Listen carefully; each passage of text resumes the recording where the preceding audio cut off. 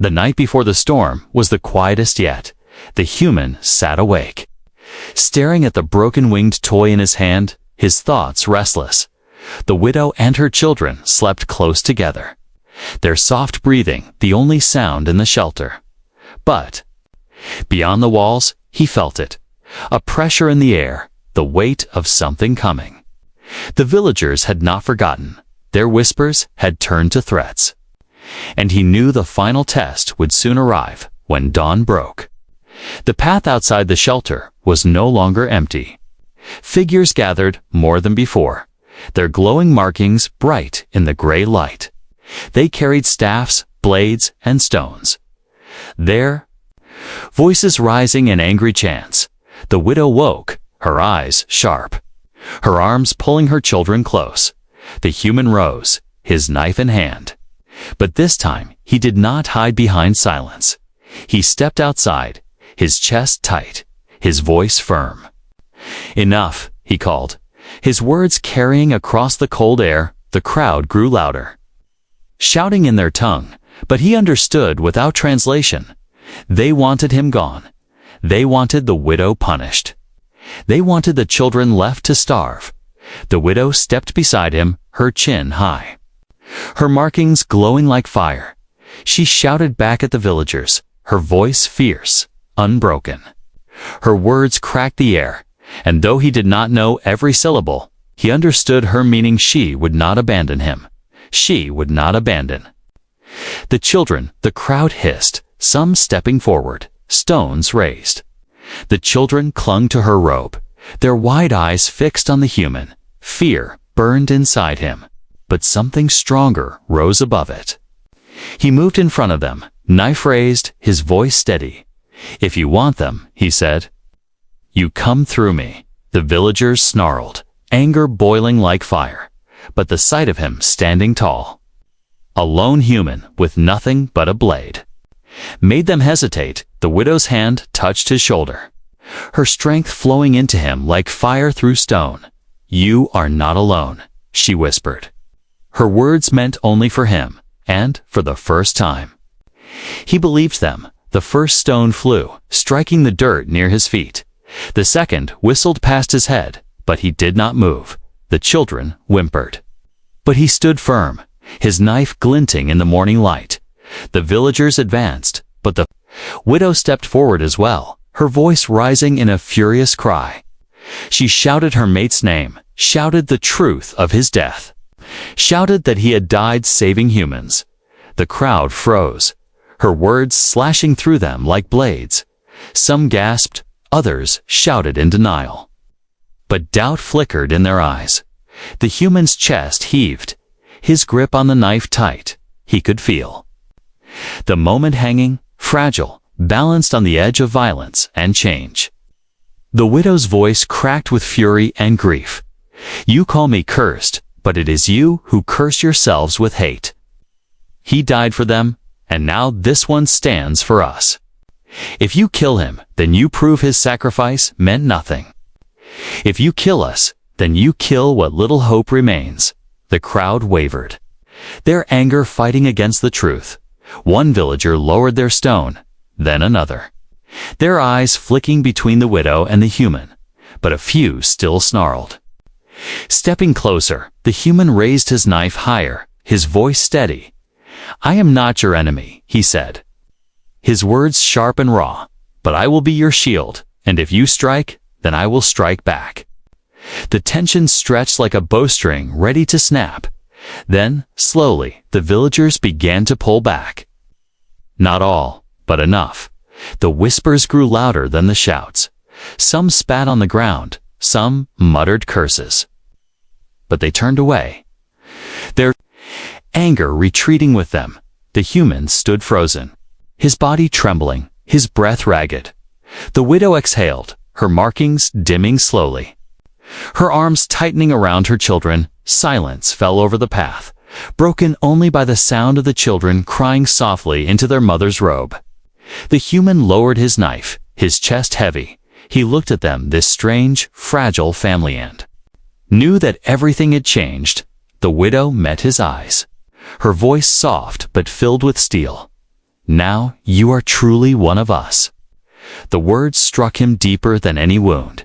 He had stood for them, and in that choice he had bound himself to them. There was no turning back, no returning to the silence he once clung to. He was no longer only a survivor, no longer just a ghost of war. He was protector, shield, father, that night. As the fire burned low inside the shelter, he sat with the children leaning against him. Their glowing eyes finally closed in peaceful sleep. The widow rested nearby, her gaze calm, her voice quiet. "You chose," she whispered. "And in your choice, we are not alone." The human looked down at the broken-winged toy still resting on the table, its shadow flickering in the firelight. He reached for it. Holding it close, its wings were broken, but it was still a bird, still something to keep, still something to carry forward. And in that small, fragile truth, he finally felt the weight of belonging. The storm outside passed, but inside the shelter, a new bond had taken root. It was dangerous, fragile, forbidden, yet alive.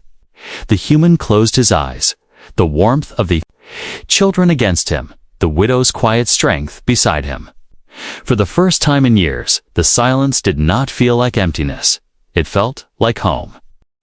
The days after the villagers' attack passed in uneasy silence. The human fixed the broken lantern, reinforced the door, and sharpened his knife until the blade gleamed in the dim light.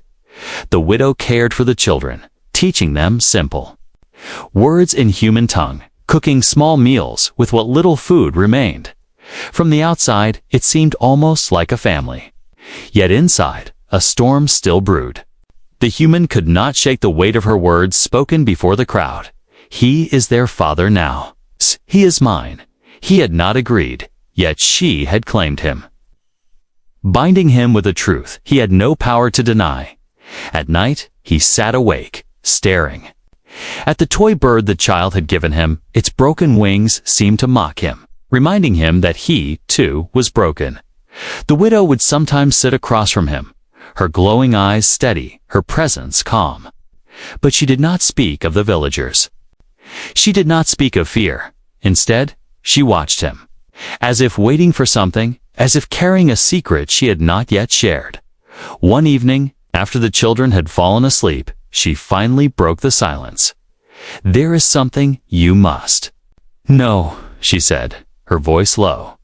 The human looked at her sharply, the knife still resting on the table between them. Her hands rested on her lap, steady, though her markings glowed brighter with each word. "My mate.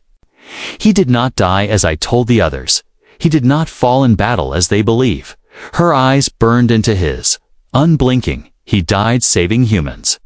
The words struck him like thunder. He sat frozen, his mind spinning. She continued, her voice steady, though sorrow laced every word. "When your people were hunted, when the war burned across our skies, he chose differently. He pulled wounded humans from the fire. He shielded them with his body. He paid with his life." Her hands clenched tightly, the faint glow of her silver lines flickering like fading stars. "My people cursed his name, called him weak, called me cursed for being his mate. That is why they turn from me now." The human's chest tightened. For months, he had carried hatred inside him. Hatred for her kind, hatred for their cruelty. Yet here, before him, was proof that not all of them had been enemies. One of them had died for humans, and his widow now stood before him, begging for a bond. The truth was a blade cutting away. At his walls, leaving him raw and unguarded, the widow leaned forward, her voice breaking for the first time. "I did not come to you only for survival. Not only because my children need a father. I came because I believe what he believed, that there must be something beyond hate, something stronger than war. And if that means binding myself to a human, then I will. I will not let his sacrifice fade." The human could not look away. Her words struck deeper than any weapon. He wanted to speak, to argue, to deny, but nothing came. The silence between them grew heavy. filled with everything he had lost and everything she was offering. Finally, he whispered, his voice rough, "You risk everything." For me, her gaze softened, her markings glowing faintly like embers in the dark. "For you, for them, for what could be," she said, nodding toward her sleeping children. "They need more than food, more than shelter. They need hope, and if hope can be found in you, then I will cling to it." The human felt his throat tighten. He looked at the children, their small forms curled together. Peaceful, despite the dangers outside, he thought of his sister again. Of the nights when he swore he would protect her, and how he had failed. Now, before him, was another chance, not to replace what he lost, but to honor it. His hand reached for the toy bird on the table, his fingers brushing its broken wings. He realized then that he could not remain apart. Not forever. He was already bound to them whether he admitted it or not, but fear still lingered. He asked her, his voice sharp with doubt, "And if I fail, if I cannot be what you need, what then?" The widow's gaze did not waver. "Then? You will still be more than the silence, more than the hate. You will still have tried. And that is more than anyone else has given us." Her words shook him. She was not asking for perfection, not asking for him to erase the scars of war. She was asking for presence, for courage, for something he thought he no longer had, and in that moment he understood the truth she carried. This was not only about her children's survival. It was about building something her people had abandoned, a bridge between two worlds. Fragile but real, the human leaned back, his chest heavy with emotions he could not name. The widow's eyes softened, her voice lowering.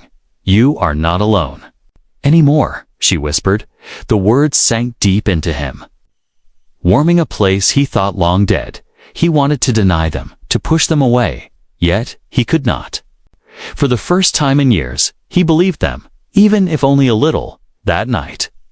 As the widow lay beside her children and the human sat awake with the broken-winged toy in his hands, the truth echoed in his mind. Her mate had died saving humans. Her people had cast her aside, and now she had chosen him. The burden of that choice pressed heavy on his shoulders, yet also lit a spark inside him, a spark that whispered of something dangerous, something forbidden, yet something worth risking.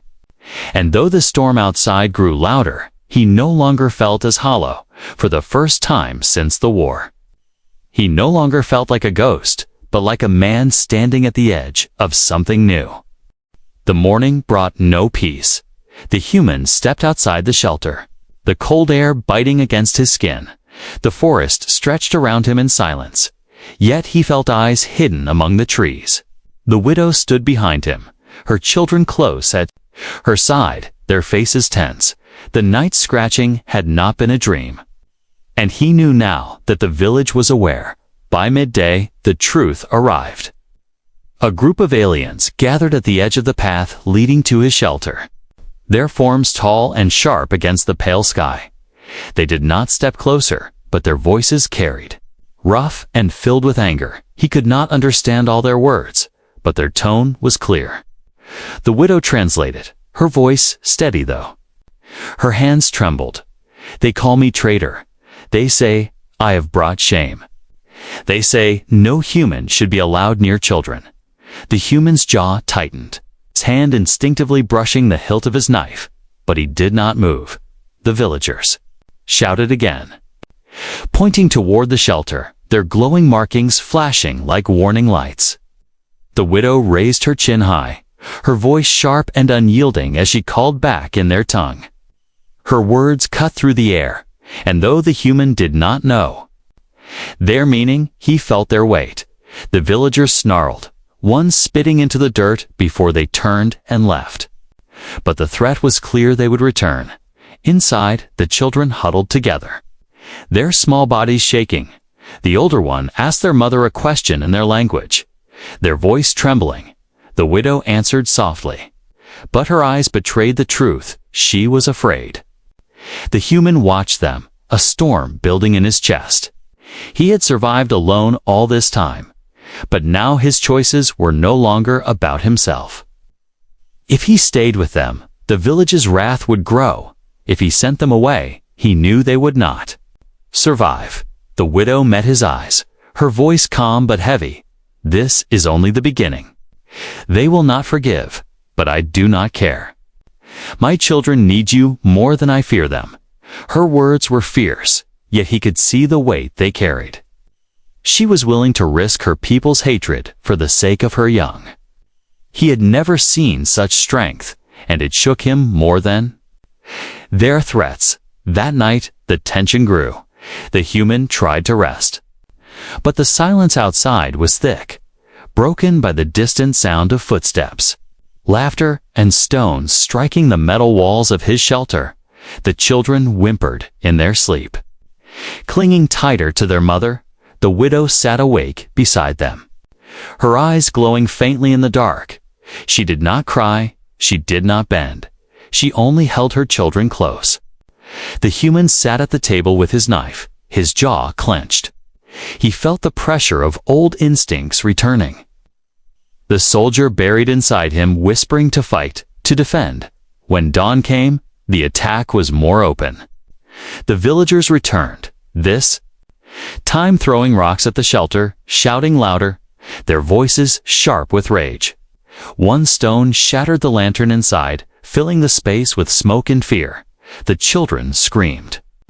Hiding their faces in their mother's arms, the human rose, storm boiling in his chest. He stepped outside, his knife in hand, his voice cutting through the shouts. "Enough," he growled, his tone fierce. Carrying across the cold air, the crowd paused, surprised at his defiance.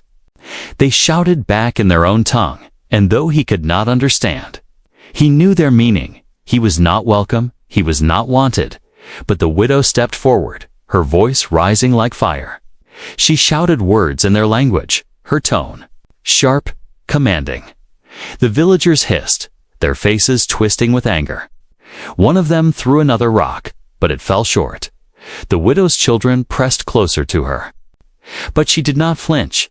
She pointed to the human, her voice loud and unyielding. "He is their father now. He is mine," she declared, her words clear enough, even in human ears. The human's chest tightened. The weight of those words struck him like a blade, yet also like a shield. She had chosen him openly, declared it before her people. There was no turning back now, no silence that could undo it. The villagers shouted in rage, some turning away, others lingering with hate in their eyes. But slowly, one by one, they retreated. The path fell silent. Once more, inside, the human sat heavily at the table, his knife still trembling in his grip. The widow placed a hand on his shoulder. "Steady, grounding, you see now," she whispered. "They will fight us, but I will not let them win." The children approached him slowly, their eyes wide, their small hands reaching. The older one spoke softly. "Father," the word broken. Imperfect, but clear. The human froze, his chest burning with emotions he could not name. The widow's eyes met his, unyielding. "You are part of us now," she said. The human wanted to deny it, wanted to run, but deep inside, he knew the truth the moment he had opened his door. He had stepped into their world. The wrath of the village was only the beginning. And yet, despite the danger, despite the fear, a spark burned within him for the first time since the war. He felt not like a ghost wandering alone, but like a man standing for something more than himself. The morning brought no peace. The human stepped outside the shelter, the cold air biting against his skin. The forest stretched around him in silence, yet he felt eyes hidden among the trees. The widow stood behind him, her children close at her side, their faces tense. The night's scratching had not been a dream. And he knew now that the village was aware. By midday, the truth arrived. A group of aliens gathered at the edge of the path leading to his shelter, their forms tall and sharp against the pale sky. They did not step closer, but their voices carried. Rough and filled with anger, he could not understand all their words, but their tone was clear. The widow translated, her voice steady though. Her hands trembled. They call me traitor. They say I have brought shame. They say no human should be allowed near children. The human's jaw tightened, his hand instinctively brushing the hilt of his knife, but he did not move. The villagers shouted again, pointing toward the shelter, their glowing markings flashing like warning lights. The widow raised her chin high, her voice sharp and unyielding as she called back in their tongue. Her words cut through the air, and though the human did not know their meaning, he felt their weight. The villagers snarled, one spitting into the dirt before they turned and left. But the threat was clear they would return. Inside, the children huddled together, their small bodies shaking. The older one asked their mother a question in their language, their voice trembling. The widow answered softly, but her eyes betrayed the truth. She was afraid. The human watched them, a storm building in his chest. He had survived alone all this time, but now his choices were no longer about himself. If he stayed with them, the village's wrath would grow. If he sent them away, he knew they would not survive. The widow met his eyes, her voice calm but heavy. This is only the beginning. They will not forgive, but I do not care. My children need you more than I fear them. Her words were fierce, yet he could see the weight they carried. She was willing to risk her people's hatred for the sake of her young. He had never seen such strength, and it shook him more than their threats. That night, the tension grew. The human tried to rest, but the silence outside was thick, broken by the distant sound of footsteps, laughter, and stones striking the metal walls of his shelter. The children whimpered in their sleep. Clinging tighter to their mother, the widow sat awake beside them, her eyes glowing faintly in the dark. She did not cry, she did not bend. She only held her children close. The human sat at the table with his knife, his jaw clenched. He felt the pressure of old instincts returning. The soldier buried inside him, whispering to fight, to defend. When dawn came, the attack was more open. The villagers returned, this time throwing rocks at the shelter, shouting louder, their voices sharp with rage. One stone shattered the lantern inside, filling the space with smoke and fear. The children screamed. Hiding their faces in their mother's arms, the human rose, storm boiling in his chest. He stepped outside, his knife in hand, his voice cutting through the shouts. Enough, he growled, his tone fierce. Carrying across the cold air, the crowd paused, surprised at his defiance. They shouted back in their own tongue, and though he could not understand, he knew their meaning. He was not welcome, he was not wanted. But the widow stepped forward, her voice rising like fire. She shouted words in their language, her tone sharp, commanding. The villagers hissed, their faces twisting with anger.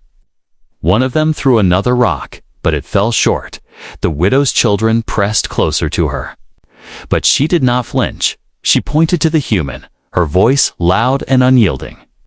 He is their father now. He is mine, she declared, her words clear enough, even in human ears. The human's chest tightened. The weight of those words struck him like a blade, yet also like a shield. She had chosen him openly, declared it before her people. There was no turning back now, no silence that could undo it. The villagers shouted in rage, some turning away, others lingering with hate in their eyes. But slowly, one by one, they retreated. The path fell silent. Once more, inside, the human sat heavily at the table, his knife still trembling in his grip. The widow placed a hand on his shoulder. Steady, grounding. You see now, she whispered. They will fight us, but I will not let them win. The children approached him slowly, their eyes wide, their small hands reaching. The older one spoke softly. Father, the word broken. Imperfect, but clear. The human froze, his chest burning with emotions he could not name. The widow's eyes met his, unyielding. "You are part of us now," she said. The human wanted to deny it, wanted to run, but deep inside, he knew the truth the moment he had opened his door. He had stepped into their world. The wrath of the village was only the beginning. And yet, despite the danger, despite the fear, a spark burned within him for the first time since the war. He felt not like a ghost wandering alone, but like a man standing for something more than himself. The first night with them felt different. The humans sat awake long after the widow and her children had drifted into uneasy sleep. The shelter was quiet, yet no longer empty. The sound of slow breathing filled the space, the faint rustle of blankets, the soft sighs of young voices dreaming. It should have been comforting, but instead it unsettled him. He had grown used to silence, to the sound of only his own heartbeat echoing in the dark. Now there were others in that silence, and it made the air heavier. He lay down on his narrow bed, but sleep refused to come. Every creak of the metal walls, every shift in the shadows made him alert. His knife rested on the table within reach, his hand brushing it now and then. Even with the widow's calm words still echoing in his mind, doubt gnawed at him. What if she was lying? What if this was all a trick? The war had taught him not to trust easily, not to believe in kindness from the other side. But then, as he turned his head, his eyes fell on the children. They were curled together on a blanket near the lantern, their small faces peaceful, their silver markings glowing faintly like fading stars. Something about that sight broke through his fear. If this was a trick, why would children be involved? Why would they risk such innocence? The human sighed, the sound heavy with years of exhaustion. Still, even with that thought, he could not close his eyes fully. Hours passed. The widow stirred in her sleep, her body shifting closer to the warmth of his bed. He felt the brush of her presence, her alien scent strange, yet not unpleasant. Her skin glowed faintly in the dim light, silver lines pulsing like veins of fire beneath the surface. He turned away quickly, ashamed of the thoughts that followed. She had offered herself to him, and though part of him burned with curiosity, another part recoiled. This was not the same as lying beside a human. This was something foreign, dangerous, forbidden. Still, her warmth lingered near, a reminder of her earlier words, "I will warm your bed, human." He closed his eyes tight, as if shutting them could block out the memory, but the whisper of her voice remained, sliding into his thoughts. It was not desire that troubled him most, but the weight of what it meant if he accepted her offer. It would bind them together in a way he could not escape. Not only her, but her children, her people, her world. Then came the sound of faint scratching against the outer wall, slow and deliberate. The human's eyes snapped open, his hand reaching for the knife without hesitation. He rose silently, every step careful as he approached the door. The scratching came again. Dragging across the metal, he froze, listening, his breath shallow. Was it an animal or something else, something watching him? His mind raced with old fears, angry villagers, alien soldiers, hunters who hated his kind. The widow stirred, her eyes snapping open in an instant, glowing faintly in the dark. She whispered something in her language, her tone sharp, protective. The children whimpered in their sleep. Sensing the tension, the human pressed a finger to his lips, signaling for silence for a long moment. The shelter was filled with nothing but the sound of the wind and the faint scratching. Then, slowly, it faded, disappearing into the night. But the fear remained, clinging to the walls like unseen hands. He lowered the knife, but his chest still pounded. The widow rose from her blanket, moving close to him. Her eyes met his, steady and unblinking. "They know," she whispered, her voice low. "The village knows you let us in, the humans." Blood ran cold. He had feared this, and now it was real. If the village saw him as her protector, they would see him as an enemy twice over. She placed a hand on his arm, her touch firm. They will not stop. They will test you. They will test us. He looked at her hand, at the strange glow of her skin against his. There was no fear in her eyes, only a calm strength. But he could feel the storm building, a storm that would soon crash down on all. Of them, he pulled away slowly, not out of anger, but out of confusion. The human part of him screamed to run, to shut the door forever, but another part, deeper, older, whispered to stay. Whispered that leaving now would mean losing something he did not yet understand. The night dragged on, heavy and restless. He lay awake again. His knife close, the scratching sound echoing in his thoughts. The children clung tighter to their mother, as if they too sensed danger waiting just beyond the walls. And though he tried to fight it, sleep eventually came, but it was not peaceful. Dreams twisted in his mind, visions of fire, of alien voices chanting, of glowing eyes watching him. In the dark, he woke with sweat on his skin, his knife still in his hand, his heart still racing. When dawn finally came, the light felt weak, fragile. The widow rose first, gathering her children, whispering soft words to calm them. The human watched silently, his thoughts a storm. The night had changed something, he could feel it. It was no longer just about a widow's plea, no longer about lonely children needing a father. It was about survival, about a bond that would be tested by the hatred of those outside. And though he did not want to admit it, the thought that frightened him most was not the danger from the village. It was the growing feeling that he was no longer alone, and that part of him did not want to be. The human shelter had never held such silence. The widow sat with her children near the lantern, their strange features lit by its flickering glow. The children were quiet, too quiet, their large glowing eyes fixed on the human as if trying to read his soul. He tried not to meet their gaze, but every time his eyes drifted toward them, he felt the same sharp ache in his chest. It was not fear, not exactly. It was something different, something deeper. The feeling of being seen in a way he had not felt since leaving Earth.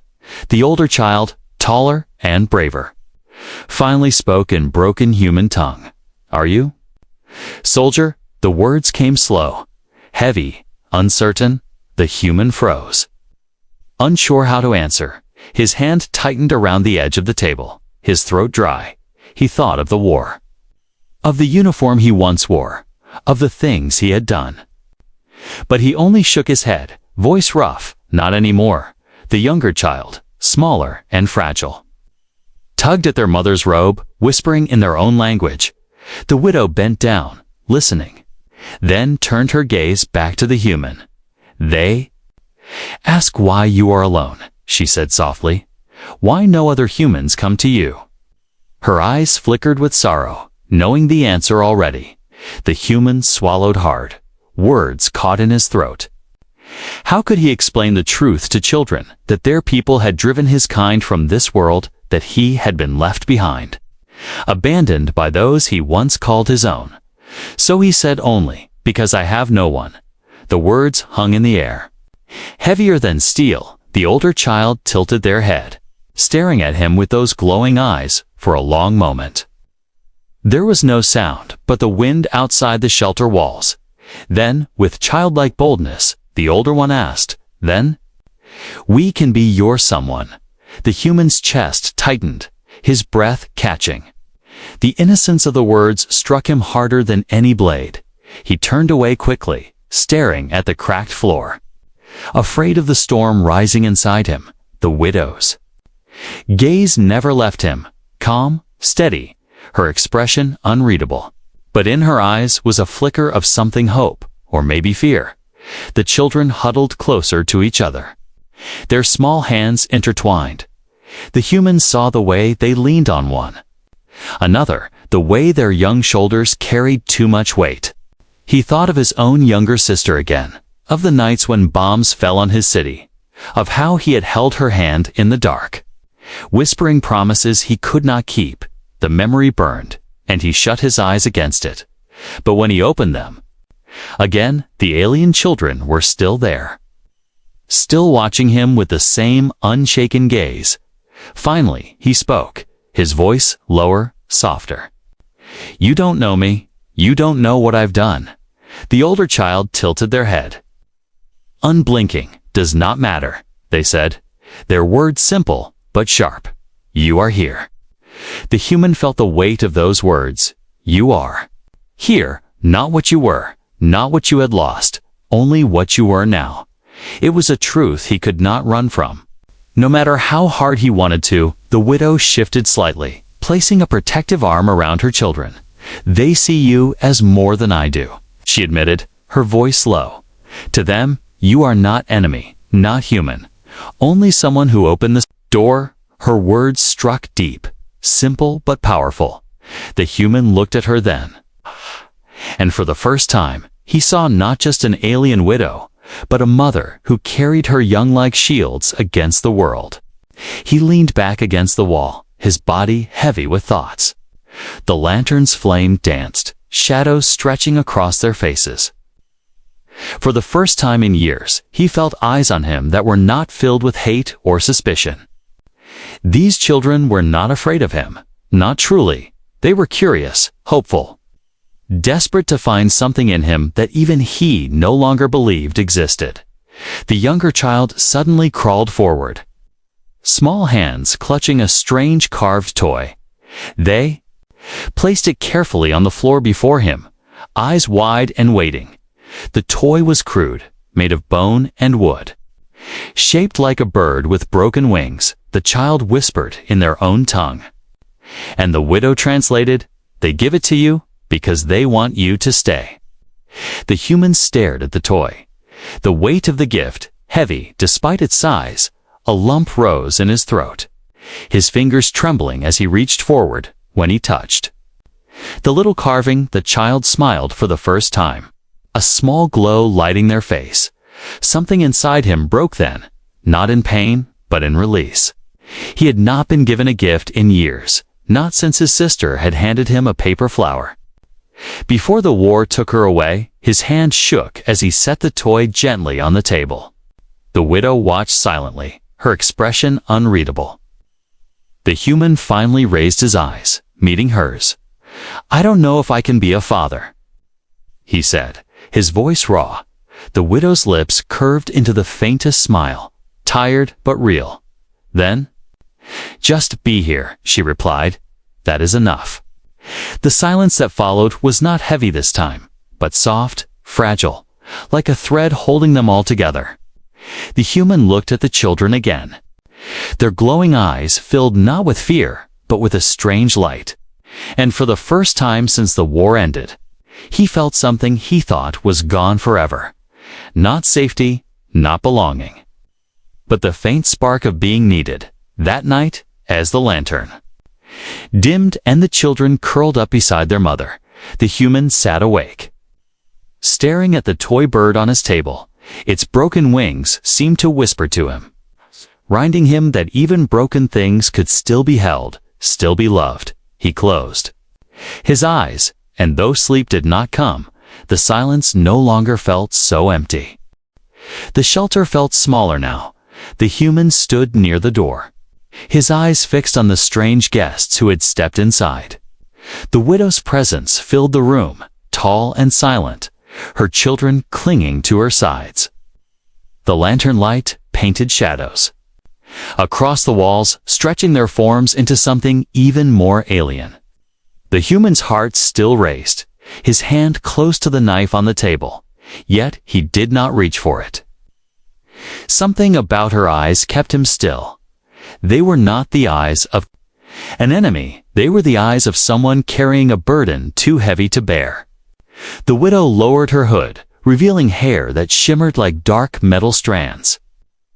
Her silver markings pulsed faintly, almost like a heartbeat beneath the skin. She spoke again, her voice low but steady. "I know what you think. Human, you think. This is a trap. You think I bring danger to your door, but I swear on the memory of my mate, I come only to beg." Her words hung heavy in the air. The human did not answer, only watching as she pulled the children closer to the warmth of the lantern. The younger one shivered, and the older one wrapped an arm around them protectively. The sight twisted. Something deep inside him. Memories of his own younger sister, gone now, lost to the war.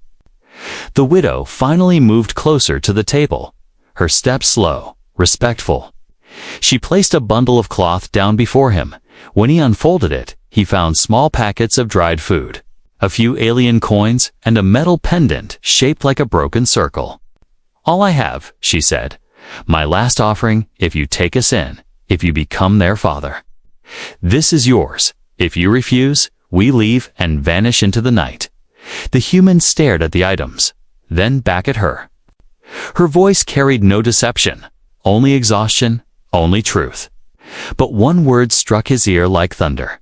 Father. How could she ask this? How could she imagine a human could fill such a place? He asked her why. Why choose him, an outsider hated by her people, unwanted even by his own kind? Her answer came quick, sharp, filled with fire. "Because you are alive, because you know loss, because no one else will dare. My kind turn their backs. Your kind are gone, but you remain." The words silenced him for the first time since she entered. He looked at her not as an intruder, not as an alien, but as someone desperate. Her shoulders were heavy with grief. Yet her stance was unbroken. She was not begging for herself. She was begging for the small lives hiding behind her. The children's eyes glowed faintly in the dim light, watching him with fear and wonder. They had lost their father, and now their mother had come to place her last hope in him. The human finally spoke, his voice low, uncertain. "And if I say yes, what then? What will your people do? What will they think?"